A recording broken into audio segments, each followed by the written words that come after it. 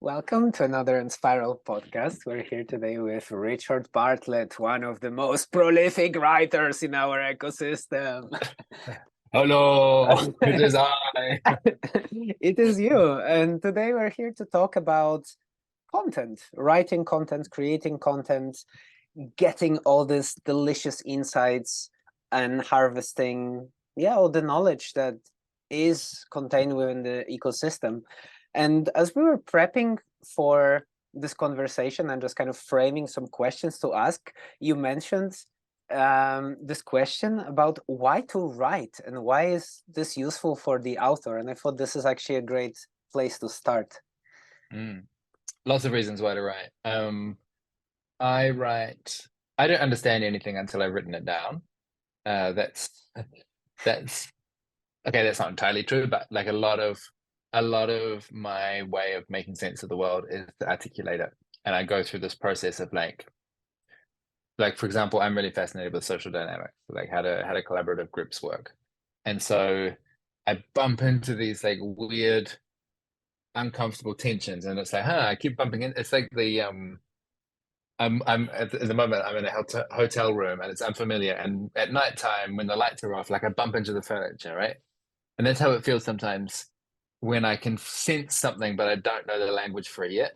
And then when I sit down to write, it's like switching the lights on, like that is the boundary of this concept. Like this is where this thing meets that thing, and like this is the existing body of knowledge on this topic and how it connects to my experience. So it's very much a process of illustrating things that I know, or like it's the moment that my knowledge becomes explicit. And it's super rewarding to name something and have other people go, that's what that is. Because when I switch the light on for myself, other people also experience the light. So that's really cool. And I've just been writing online since I was about, really young, like 14 or something like that. Really, I mean, really young in terms of how old I am. Like I was an early internet adopter, put it that way.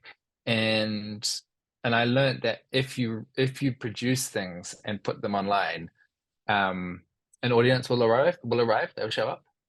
And I've never really put any energy into thinking about who that audience is or how to attract them or like how to maximize or whatever. It's just like produce stuff that is valuable and interesting to you, and other people will find it valuable and interesting, and they'll show up. And it's so fun to have this interaction, this like to kind of invent a conversation space by doing it.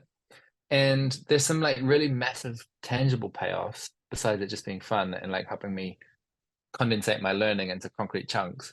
Like I have had some amazing opportunities come my way because people have seen me write about a topic.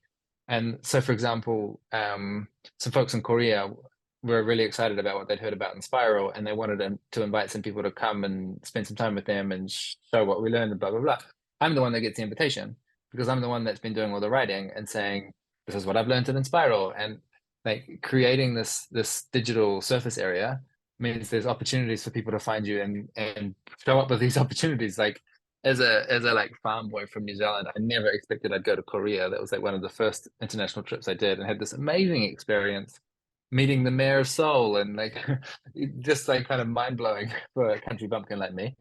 Um, so so yeah, I've just found it such a gratifying process to learn how to speak my mind in a way that's instructive to myself and inspiring to others.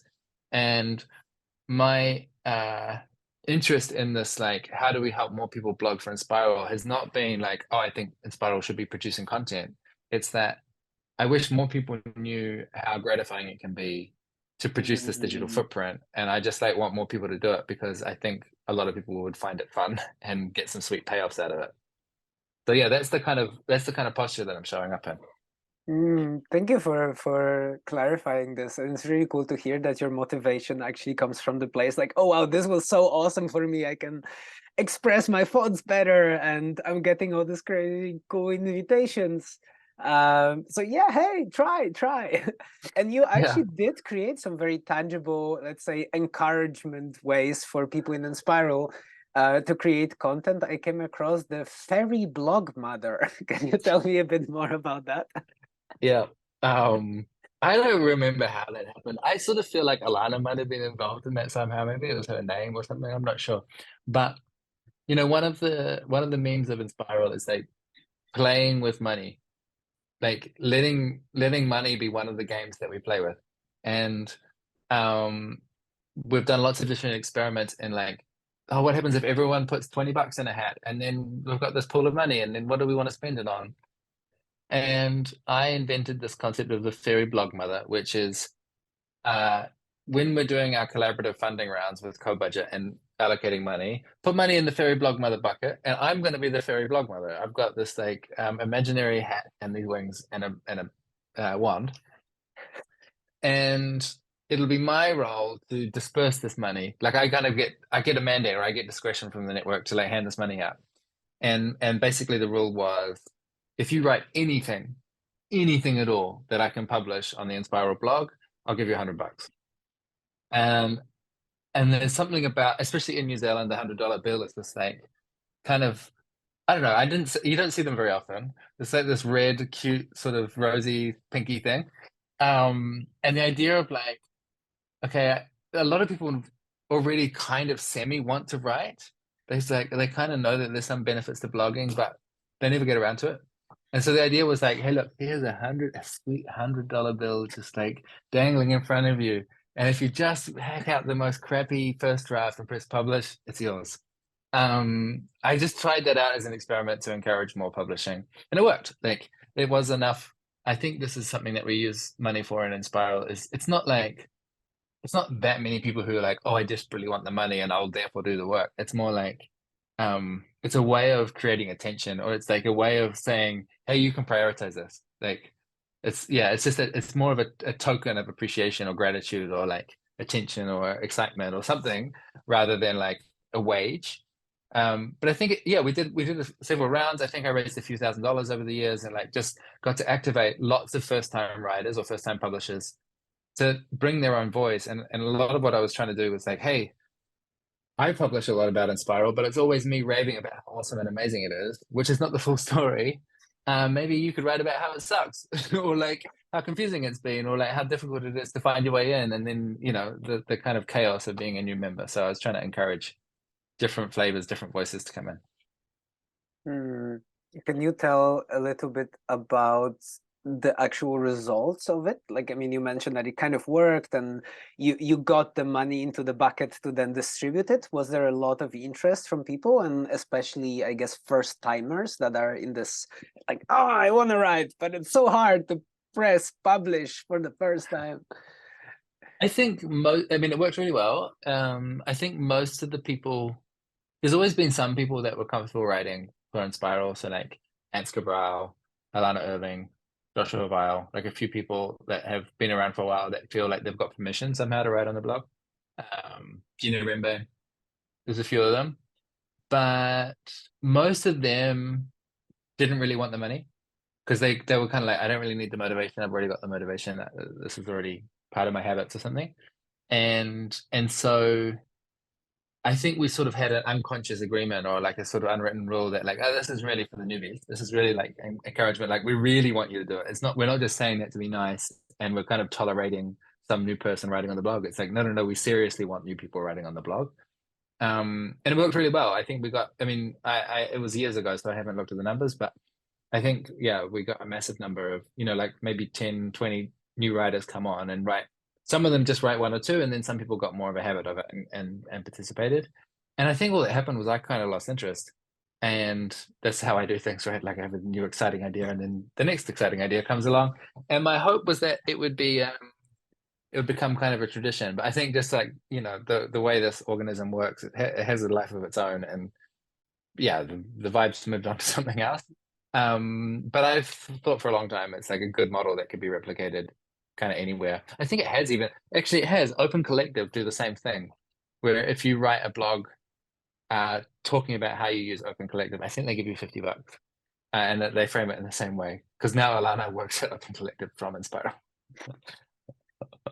And to be fair, right, even this podcast is going through another bucket, which is pretty much the fairy blog mother. It's just not called this way, but it was, again, Uli created a bucket having this suspicion that, hey, we would actually like as a network to encourage more content being Yeah. created. And it was a good hypothesis. A lot of Yeah. cash went into that bucket, and then mostly it funded podcast episodes. Yeah. Which is also maybe an interesting question, kind of diverging from the topic of writing. Like, what do you feel is the kind of relationship, or what is the difference between the writing and podcasting in terms of the value for the writer, but also for the organization? I think I love listening to podcasts. Both, in fact, probably I prefer listening to podcasts with like not expert people, you know, like friends. Like I love listening to my friends on Twitter talking to each other, because the voice carries so much subtextual information that you don't get. It's that most writers don't know how to put in their writing, put it that way. Um, and so it's a more convivial and humane kind of experience to listen than to read. But on the other hand, reading is so much more dense. Like you can really, not just dense but precise. Like when I'm having a conversation with you, I can kind of like use rhetorical moves and like flow from one point to the next and like keep an engaging conversation going. But when you actually sit down and interrogate the transcription, it's like, hey, wait a minute, this argument's got a great big hole in it. You just skipped from point A to point B and you missed this whole thing in the middle. And when you're writing, that's very exposed, and you're like, wait a minute, I don't know what I'm talking about in this part here, and I have to actually. I find that writing forces me to do more work and more thinking and more clarity and more like double checking in a very useful way, in a way that like increases the rigor of my thinking. Whereas with podcasts, it's like it's less effort to produce. It's got a kind of warmth to it, but it lacks on some rigor, I think. Okay, so like less precision but more vibe, kind of. And I Yeah, guess both have merit, right? And it's like yeah, it's kind of a complementary tool. yeah. Um, so we talked about the benefits for the writer. How about the organization? I want to say one more benefit for the writer. Go for Actually, it. I just had a thought came to mind. Another opportunity is that I found by writing on the internet, I became a participant in the internet instead of a consumer. Mm, And so, for example, I mean, this happened just the other day. I got I'm an early subscriber for an AI writing product actually called Lex, and you know, it's a one man founder doing everything. And he sent an email saying, "Here's the latest features that we've just built. What do you think?" And I replied to him and said, "I think it's really great. This is what I want to use it for. Have you thought about this?" And I'm in conversation now with someone who's like kind of a awesome, not a celebrity, but like a well-regarded software engineer who's like doing some really cool work. And I feel like I'm allowed to talk to him in the same way I'm allowed to talk to the shopkeeper who's fixing my shoes or something. You know, it's like we have this direct connection. And I think I got that sense of permission from being a writer on the web, that like the people on the internet are like the people on the street, like they're accessible. Whereas I think a lot of people treat internet people as this like remote, you know, it's like it's not the real world, it's virtual. It's like this disconnected reality. Um, and that the people who are producing content are somehow like experts or special, or like they're in a different category than the people who consume the content. And that to me is like really goes against the original intention of what the web's supposed to be. Um, the stuff like I wrote an article for Enspiral, well, related to Enspiral, about how I use this network mapping software called Kumu, and how you can like update a network graph of who's related to who and blah blah blah. Just a very technical how to do something. And from that, I got in conversation with the founders of that software, and then we got to shape each other's thinking for the next few years. You know, it's like that. That's the kind of opportunity that I'm thinking about, which is so valuable. so yeah, what I'm kind of wrapping my head around and processing as you're sharing this, that basically getting a sense of permission by contributing, by creating content, and that makes you feel like, oh wow, I'm actually really empowering myself to step into this creation shoes, and now I can be really involved in creating this web of Yeah, everything. yeah, yeah, exactly. Super cool. Wow, thank you for sharing this perspective. So how about the network benefits? What's the side of like, hey, we want to encourage the writers for their personal development. their professional development, but I imagine there's also a side of well, still representing a network, right? Because it does exist within the container in our context of Enspiral. So how does that relate? And also, especially in the context of the kind of first-time writers that maybe, you know, still their work is not so polished, which maybe is also why the kind of resistance to publishing comes from. First of all, that makes me so angry. Like, how do you think you get good at it? You've got to practice, and there's no punishment for publishing crap. Like, just publish crap and then make it slightly better next time. Okay. The question about what's the value to the organization, I have to be honest, like I kind of don't care. Like, that has never been my motivation, and actually, like, you know, I've founded organizations and helped to run organizations, and when it comes to, you know, like for example, the social media presence of my company, The Hum, I'm just like, ugh, I don't need a company to have a social media presence. You know, I think social media should just be left to people and not to brands. And so I feel a little bit the same with organizations producing content. It's a little bit icky to me where like I feel like I'm more interested in Michał's podcast where you're talking to Enspiral people about issues that you're interested in than I am with some kind of like top-down strategy about what Enspiral should be representing in the world or something like that. Like I'm much more interested in the personal, direct, like who is this person? Where's their creative impulse? What are they passionate about? And yeah, you can start to see, like if someone were to listen to the last 3 or 4 episodes of this podcast, they would start to get a picture of like, what is this collective organism? I really like that sort of bottom-up assembly thing, and the top-down approach. It just kind of rubs me the wrong way. I guess there must be benefits to the organization. Like, for example, if what you are trying to do with your organization is you know, sell a product or expand your audience or attract lots of members or something like that, any piece of content creates more digital surface area for people to land on. I don't think we've ever really prioritized any of those things with Enspiral. That's not really the mission. But if we were, that would be useful. I think what we have done moderately successfully is helping to shape people's expectations about what they can ask of Enspiral. You know, so like we've tried to publish stories that say like, you might hear us sometimes making it out like Enspiral is some kind of utopia.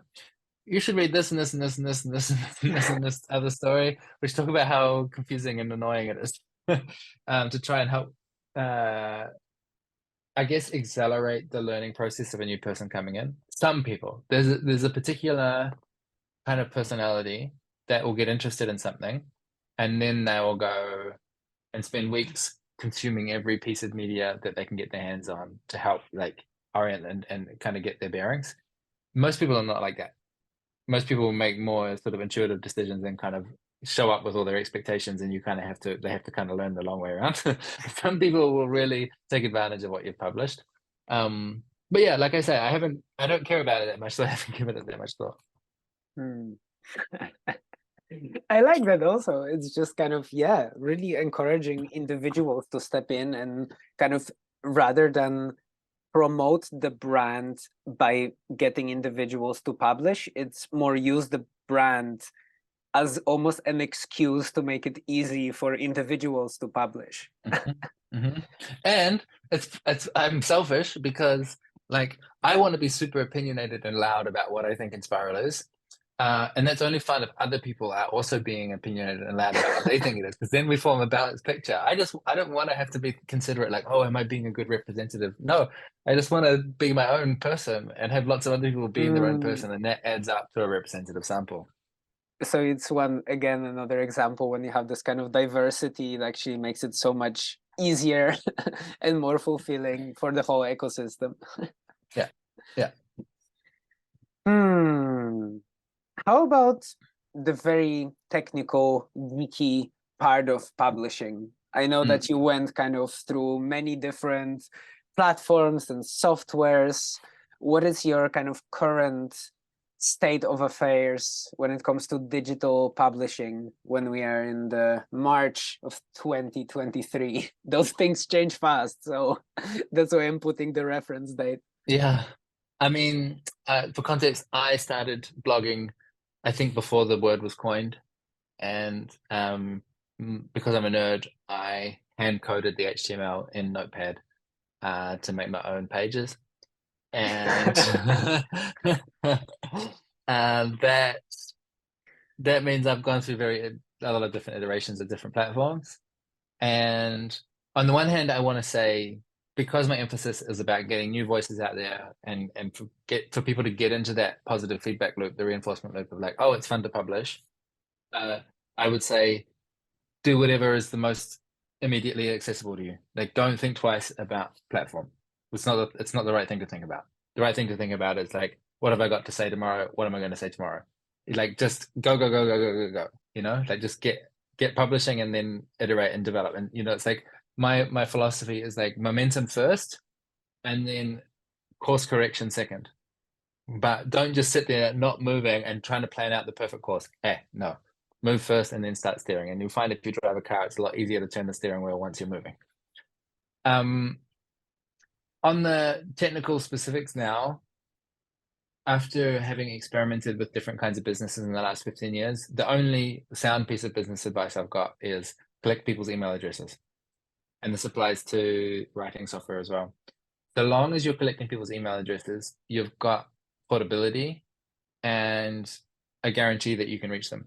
There's still nothing more attention getting than an email. And it's been that way for mostly the whole web. There was this brief moment where we had RSS readers and that was kind of cool, but then the whole market got saturated. Same with every new social media platform, Medium, Substack, they all get saturated. And so what starts out is like, oh, I'm getting great attention. Oh, and then it decays. Like I just checked, I published a story last week on Medium, which I don't do very often anymore. I've got 4,500 followers on Medium, which is quite a decent that would put me in the top, I don't know, 10% of writers or something on Medium. I published the story to 4,500 people and 70 people read it. 70 people viewed the page. And that's after me sharing it on Twitter twice to my huge Twitter audience. Like Medium just does not it does not connect readers and writers very effectively anymore in a way that it used to. It used to do a really good job of that. I don't know what's happened there, but my experience has really declined a lot. And so my current writing, a lot of it's happening on Substack. And the only reason, well, two reasons. One, it's easy to get started. Two, I get people's email addresses.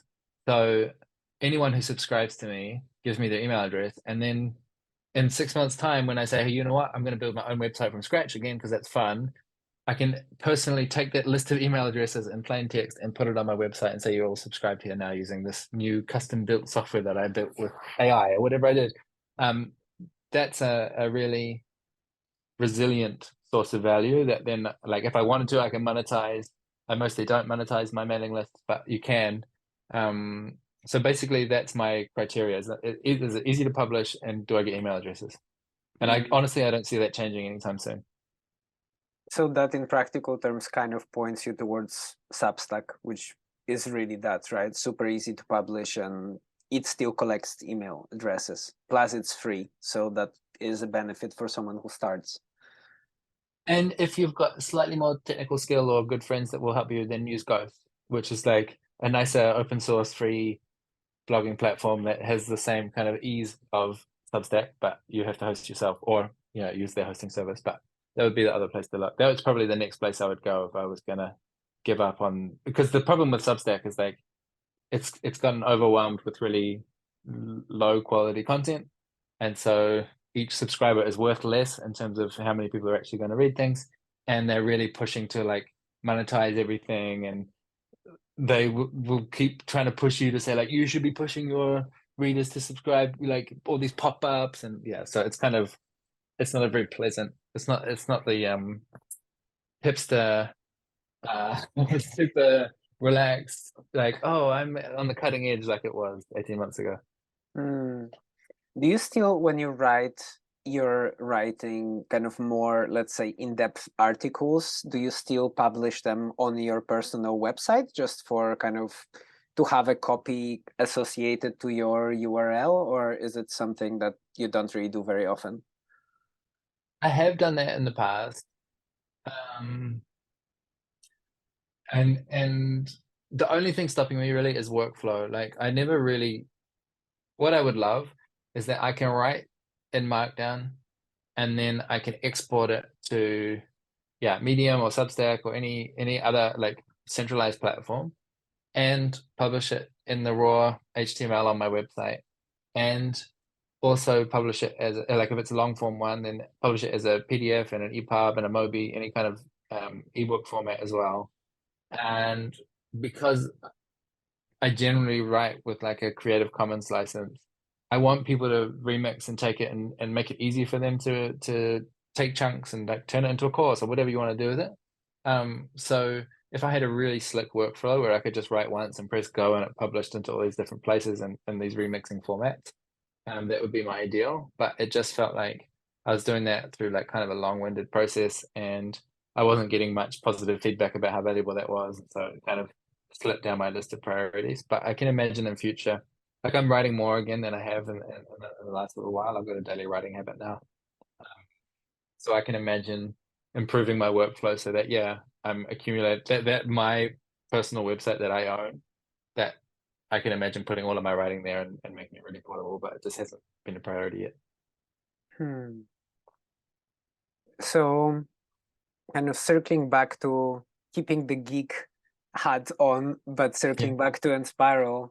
Right now, our kind of publication is, well, we have the Enspiral Tales on Medium, which is some articles there.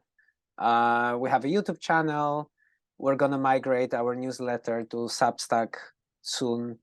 How do you feel, or what could be like the next iteration to like really make it easier for the audience and more effective for the writers, like just really purely from the technical point of view, like how Enspiral publishing could look like? Momentum first, steering second. So find who's actually in a position where they're excited about creating new text and any kind of new media, and then the people that are doing the work decide what the next best implementation mode is. If I was publishing for Enspiral at the moment, I would probably say, yeah, keep publishing on Medium, the Enspiral Tales publication. Like, I think there's a few thousand people there, so you might as well keep feeding that. Substack is great. I'm glad that there's a Substack now because, like, I think using both makes sense to me, so that you or anyone can write a post on Medium and then put it in the publication. But then also, once a month or something, there's an email that goes out to all the Substack subscribers, and it might say, "Hey, look, there's 5 new articles this month. Here's a little synopsis." Like, I think that's a nice format. And also because of the Substack email list, people can write on any platform they like. And I can imagine like there's a new Enspiral node forming that's got a bias towards Web3 technology. So I can imagine people are going to start writing on Mirror. Maybe they already are writing on Mirror. I'm not sure, but that's like a crypto blogging platform. And there might be lots of experiments. I mean, I can see Substack going down the toilet, so probably there'll be exciting new platforms in the next 6 months. So like I say, treat the email list as the central trunk of like where you actually expect people to pay attention, and it could branch out into lots of different platforms. I've kind of given up on trying to make this tidy and coherent. I just think my experience of the web has been it's this ongoing. There's like a million zombie links. Every website you used to love is now dead or like overridden with ads. Like I kind of throw my hands up. I'm more interested in the feed than I am in the archive. Maybe that's going to frustrate some people to hear that, but I've just surrendered to. I'm more interested in the flow of content coming past rather than accumulating it into a very useful library. So I mean, I kind of feel like I have to plug in your relationship with Twitter here, especially since you're mentioning this relationship between feed and archive. So I'm curious, I mean, you are like obsessive Twitter writer from my point of view, with some really amazing threads. Like I've seen you both producing tweets that are just like hilarious random stuff, but also super valuable, what seems to me like a really deep thought through notes that really I feel increase the quality of my life or like a specific area of it. So I'm curious how Twitter exists in your kind of ecosystem of you as a writer, and like what purpose does it serve for you in your creative process? I've been tweeting for a long time. I didn't enjoy it for a long time. And my first kind of glimpse was when I was at a conference. And this is really fun. I recommend this to anyone if you're at a conference to live tweet, meaning you're listening to the person on stage give their talk and you pull out little quotes or paraphrase things that they're saying, quote and tag them, and maybe tag the conference if there's like a hashtag or something for the conference, and just spend a few hours just broadcasting. This person said this cool thing, hashtag this conference, boom, boom, boom, like just firing them out. And it's a very easy way to build an audience because all the people that are at that conference or interested in that topic will start interacting with your stuff, and you'll be like, kind of like one of the trending writers that day. And I just find it a fun note-taking methodology. It's just to sit there writing taking a photo of the cool slide that they had, whatever. Like it's a way of sort of summarizing and capturing what's happening. And also, by the way, you have some really fun back channel conversations that you can't have in the room when you're listening to a keynote speaker. So that was my first glimpse of like, oh, this could be interesting.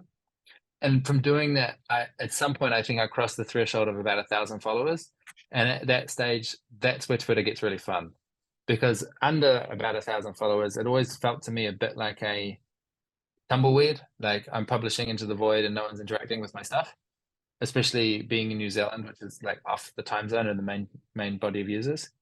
And then once I got more than 1,000 followers, it's like most of the times when I say something, people will interact with it. And then I'm in this fun kind of riffing mode, and I'm putting more time in it because I'm having more fun, and I'm putting more time in it so I get better at it. And by get better, I mean I can actually, one of the games that I like to play is like, how many concepts can I put into 280 characters? And not just any concept, but preferably concepts that will disturb someone's peace of mind in a productive way. Like these little condensed concept bombs that like drop into someone's brain, and then like at 3 a.m. they wake up and they're like, wait a minute, what did he just say? That's my funnest game to play. And I've been inventing all of these games because I'm a weird little nerd that grew up on the internet. And so what Twitter has done for me, and of course, the part of Twitter that I'm in, it's your interview with Sylvia really represents a lot of how I see Twitter, like this place to make friends and to like follow a spiritual path and to build a business and to have this like weird ongoing 24/7 party. But it's also, for me as a writer, a place to practice articulating knowledge packets. So because like I would never write a tweet that ends with an ellipsis and then the next tweet fills in the rest of the sentence. Like that's like missing the point completely to me.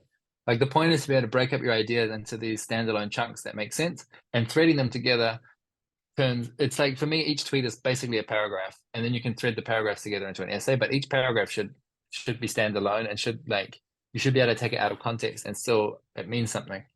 And that's a very useful training to go like, okay, I'm trying to think about some of the most difficult and subtle social dynamics that no one's got language for, and I'm going to do it in these tiny little frames.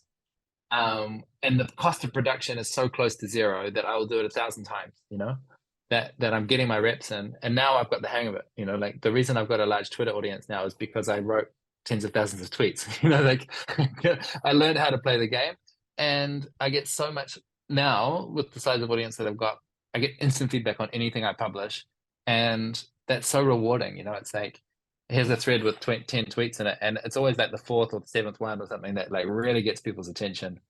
Because it's when I publish a thread, I do it live. I don't like think about the whole thread ahead of time and then publish it all at once. It's like I do one and then the next and then the next and the next. And by the time I get to the 3rd or 4th one, I've had enough feedback on the first couple that it's course corrected my direction. And so I'm already participating in the group mind. It's not my idea anymore. And it's sharpened and gone in a new place. And yeah, after 4 or 5, 6, 7 tweets, then I'm like vibing with the hive mind. It's not me like blah blah blah. This is what I think. It's like, whoa, this is the thing that the group wants to name. Blah, there it goes. So that's all super fun, and I'm really passionate about encouraging people to tweet more. I know it doesn't work for everyone, unfortunately. I wish I knew the recipe to make it work for everyone because I've seen people put in effort and get no returns. But I'm tweeting less lately because um, I'm going to use a really gross metaphor because I'm a writer and I'm allowed to do that. There's a story in the Bible about Onan, and Onan was published because he spilled his seed on the ground, meaning he was masturbating a lot instead of using his seed to like get people pregnant. That's what it feels like on Twitter sometimes, is this like masturbating in the sense of like not allowing an idea to build up and fertilize, and to like Mm, really come to fruition, but just kind of like just splashing it out. Most of my tweets don't actually have a lot of thought behind them. They're just like blip, blip, blip. Oh, I'm walking down the street. This funny thing came to mind. Blip. And I've started noticing like, okay, that's just a funny idea. I'll tweet it. But other ones are like, no, this is important. Like, there's actually something here that deserves time and attention and some polishing and sculpting into a standalone argument that needs some rigor. That goes in my document to be written about later. That's not getting tweeted. So I've actually shifted a bit more of my energy because I felt like in the last few months that I'm not learning as a writer anymore on Twitter in a way that I was for a couple of years. mm. Well, this feels to me like yeah, like multi-stage journey. So like reaching this 1,000 of followers kind of threshold, where it's really like practice, learn the game, experiment, create, no filters, just go, go, go.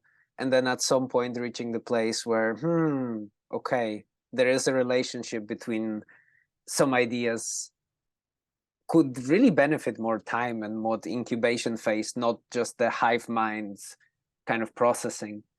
And I think, I don't know if this is the document you're referring to, but I've seen this tweet where you're linking to your document, compiling like the best tweets that maybe are worth shaping and spending more time on. And it actually made me very happy because, yeah, like I interacted with so many of your tweets that were really valuable. And I love your writing. I always did, since I found the digital surface that you're creating. So I was always a big fan, and I'm really happy to hear that you're going back to kind of, yeah, to recognizing that some of these ideas could use more of your thinking time and processing time. Mm. I'm not fully committed. I got to be honest. Like I know what 100% commitment feels like, and I haven't fully committed to long form writing because the effort is so much greater, and Mm, the amount of audience is so much smaller. Like I said, I wrote this article the other day and got 76 people to look at it. And it's like, this is one of the best things I've ever written.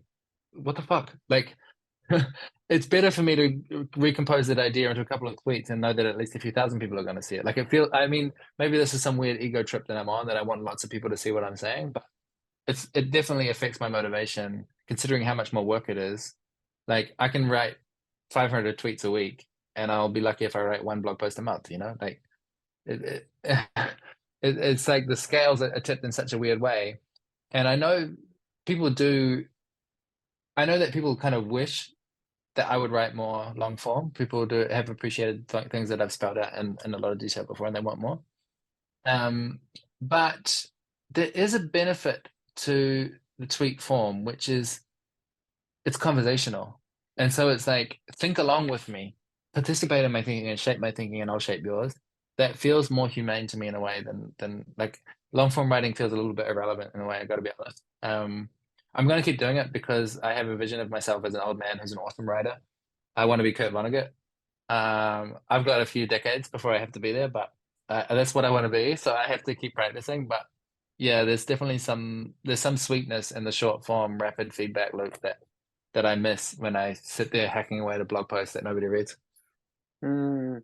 So I wonder, I mean, this feels like a very important tension to name between like, hey, like there's this long form writing that feels important to like your future goal and your future vision of yourself, but actually maybe not so many people actually read it because, yeah, like it's more engaging or easy or whatever the reason to consume tweets. So I guess like, yeah, you're coming from a person who successfully for long time created both of these forms and have enough comparison. but I wonder how could that, I don't know, be translated for an experience of someone who is about to start, and this experience Yeah. like, oh shit, I just put so much heart into making this blog post that 3 people have seen. And then if I just like put random shit on Twitter, it's actually, everyone's engaging. It's great. I'm getting likes and hearts and Yeah. replies. Yeah. Yeah. I mean, I would say that the most influential work that I've done is long form. Mm, So it depends what you want to do, but I think the blog series that I wrote about micro solidarity originally at the end of 2018, that was that went kind of viral, by Medium standards, got read by a few tens of thousands of people. I know you've written some stuff on Medium that's had some decent numbers on it, and that it does shape the world in a way that feels like a more significant dent than tweeting does. There was some of my friends wrote about the very early days of the pandemic and shaping how we're looking at the data and that sort of stuff. Like that was obviously shaping the whole global conversation. And my writing on micro solidarity launched a movement of community builders that there's enough, both like it's engaging in the sense that it gets attention when it's just the right frame at just the right time, and there's enough depth that people can actually rely on it, and it's not just like a passing idea that kind of goes, oh, that tickles my funny bone, but like no, there's like links and connections and rigor, like I say. So I think that is still where the big movement is, and it doesn't have to be long form writing. It can also be podcasts and videos and other kinds of media. um but again, it's like, don't worry about that when you're starting out. It's not relevant. Like what's relevant is, how do you have fun producing stuff every day or every couple of days? Like what's the um like if you actually are interested in this, and if you're not, then yeah, I don't know what to say. But all of the writers that I look up to, and I read what they've said about writing, and I want their advice, like how do I become a great writer? They all say exactly the same thing. You write. That's it. That's the whole advice. The way to become a good writer is you write. And there's no trick, there's no formula, there's nothing. Don't strategize, don't have an objective, just write. And and that has been, yeah, I've been doing this for now 20 years, and that's the only advice that I know how to give people. It's like, what are you doing to increase your output? Like once a day writing a tweet, or once the first thing you do in the morning, you sit down and you write 3 pages, whatever it is, just write. And then the rest will sort itself out. Well, it doesn't matter what format it is. It might be that somehow you write something and then it turns into a 25-second TikTok, and that's the thing that like revolutionizes the world. I don't know. I wouldn't try and bet on any particular format or platform or anything like that. Just get the production going. that feels like a very good place to conclude this conversation. Just get going. It's easy. Shut up and write. Shut up and write. Keep going. Thank you so much for this, Rich. I feel super cool conversation, and I'm really always grateful to hear your thoughts, and this strong opinionated persona that you bring is really super cool to engage with. I feel I've Thank grown a you. lot. Thank you. I have to reiterate, it's only fun to be super opinionated when other people are also doing it. It's not fun if I'm opinionated and everyone else is just like, okay. Like that's why you have to shut up and write. Exactly.